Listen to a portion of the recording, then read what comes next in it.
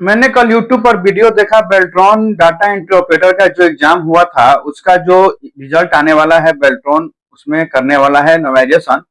इसका विरोध करते हुए दो तीन यूट्यूब चैनलों ने एक वीडियो बनाया है कि बेल्ट्रॉन ये गलत कर रहा है, बेल्ट्रॉन को ऐसा नहीं करना चाहिए, नोवेलाइजेशन नहीं करना चाहिए, विरोध करेंगे, केस करेंगे, फलाना ढिमकाना, ये सब यूट्यूब पर चल रहा है।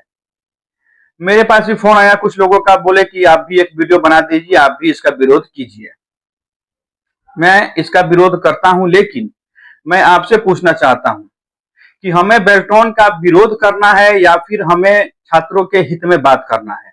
अब एक बात आप सोचिए, ये गलत बात है। बेल्ट्रॉन ने नोटिफिकेशन में कहीं भी नहीं लिखा था कि वो रिजल्ट आउट करेगा तो उसमें नोटिफिकेशन करेगा, लेकिन जब आंसर शीट जारी किया तो उसमें उसने पीडीएफ में लिख दिया था कि जब भी फाइनल रिजल्ट आएगा तो उसमें बेल्ट्रॉन नोटिफिकेशन करके ही फाइनल रिजल्ट आउट करेगा। ये गलत बात है। अगर ऐसा करना था तो बेल्ट्रॉन को नोटिफिकेशन में ही यह लिख देना चाहिए था। लेकिन मैं फिर से पूछना चाहता हूं कि अगर हम लोग छात्र हित में बात करें तो नोटिफिकेशन होने से किसको घाटा हो रहा है? क्योंकि बेल्ट्रॉन डाटा इंटरप्रेटर के एग्जाम में माइनस मार्किंग नहीं था, नेगेटिव मार्किंग कहीं नहीं था, तो इसमें किसी का नंबर घटने वाला है नहीं। बहुत कम चांस है कि नंबर घटेगा आपका। ज्यादा चांसेज है, 90 से 95% चांसेज है कि आपका नंबर बढ़ेगा ही बढ़ेगा। तो जो भी हमारे साथी हैं, जो भी हमारे भाई बहन हैं जी, जो एक दो नंबर से अभी पीछे हट रहे हैं, जो बॉर्डर लाइन पर है, अगर वो नोटिफिकेशन के बाद अगर वो पास हो जाते हैं, उनका रिजल्ट आ जाता है, तो फिर इससे किसको दिक्कत होने वाला है? मुझे नहीं लगता किसी को इससे दिक्कत होगा। दूसरा यूट्यूबर यह बोल रहे हैं कि बेल्ट्रॉन नोटिफिकेशन की आड़ में पैसा ले लेकर बैक एंट्री करवा रहा है। चलिए हम एक तरफ से मान लेते हैं कि बेल्ट्रॉन बैक एंट्री करवा रहा है। फिर से मैं इसका विरोध करता हूं, ऐसा नहीं होना चाहिए। अगर ऐसा हो रहा है, मैं इसकी पुष्टि नहीं करता हूं कि बेल्ट्रॉन ऐसा कर रहा है, अगर ऐसा हो रहा है तो फिर मैं आपसे पूछना चाहता हूं कि इससे किसको हानि हो रहा है? एक बात आप समझ जाइए कि अगर बेल्ट्रॉन ऐसा कर भी रहा है, अगर ऐसे एंट्री हो भी रहा है, तो किसी को इससे हानि होने वाला नहीं है, क्योंकि आप जानते हैं कि इसमें कहीं भी रिक्ति पद नहीं है। बेल्ट्रॉन का पूरा नोटिफिकेशन आप देखिएगा, कहीं भी रिक्ति पद नहीं था कि 5,000 पदों पे, 10,000 पदों पे, 15,000 पदों पे यह वैकेंसी है, क्योंकि इसमें अनलिमिटेड रिक्ति है। जो भी बच्चे अपनी कैटेगरी में मिनिमम क्वालिफिकेशन क्राइटेरिया को पास करते हैं, उनका रिजल्ट बनेगा और वो पैनल में आएंगे, उनका ज्वाइनिंग भी होगा। आप जितना बढ़िया परफॉर्मेंस कीजिएगा हिंदी टाइपिंग में, उतना ऊपर आपका नाम रहेगा और उतना ही जल्दी आपका ज्वाइनिंग होगा। केवल इंग्लिश वाले जो टाइप अपना चूज किए हुए हैं वो भी अगर पास है, उनका भी नाम आएगा पैनल में, लेकिन वो हिंदी वाले के नीचे रहेंगे, और जब हिंदी वाले का ज्वाइनिंग हो जाएगा तब जाकर इंग्लिश वाले का ज्वाइनिंग होगा। तो बैक एंट्री से कोई अगर एंट्री कर रहा है तो उससे भी आपको कोई हानि पहुंचने वाला नहीं है।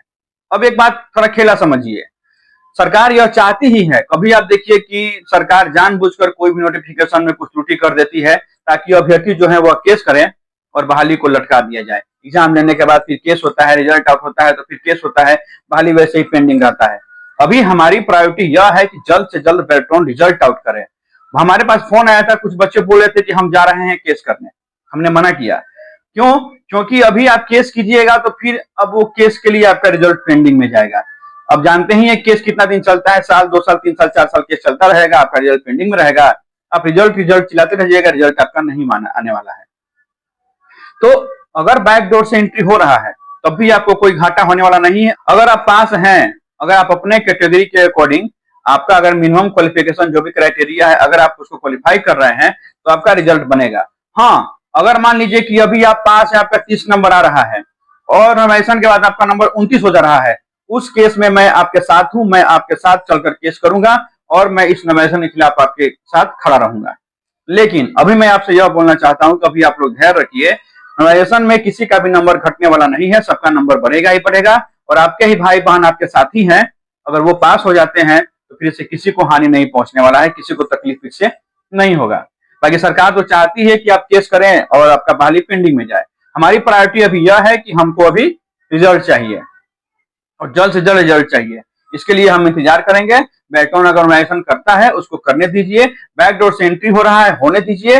आप अगर पास हैं अपने कैटेगरी के अकॉर्डिंग तो आप निश्चिंत रहिए, आपका नाम आएगा पैनल में और आपका ज्वाइनिंग भी होगा। बाकी देखिए रिजल्ट कब आता है। रिजल्ट तो सुनने में आ रहा है कि बनकर तैयार है, बनकर तैयार क्या है, उसमें फेरबदल होते रहेगा और रिजल्ट आएगा ही, आप लोग निश्चिंत रहें। बाकी अब देखिए लेट हो रहा है, बहुत लेट हो रहा है, इतना लेट नहीं होना चाहिए। हो सकता है कि होली के पहले आ जाए या होली के बाद आपका आ जाए, लेकिन रिजल्ट आएगा, घबराएं नहीं। इतना देर आप लोग इंतजार कर लिए हैं तो कुछ दिन और इंतजार कर लीजिए। इंतजार का फल मीठा होता है।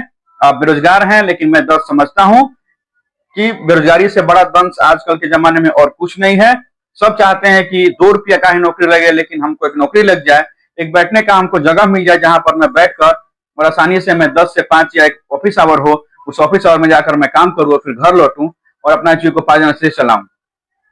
तो घबराएं नहीं, रिजल्ट आएगा, आप ज्वाइन भी कीजिएगा, देर से ही, लेकिन आप ज्वाइन कीजिएगा, घबराएं नहीं।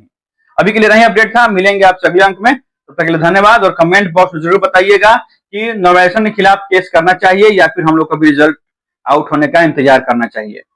धन्यवाद।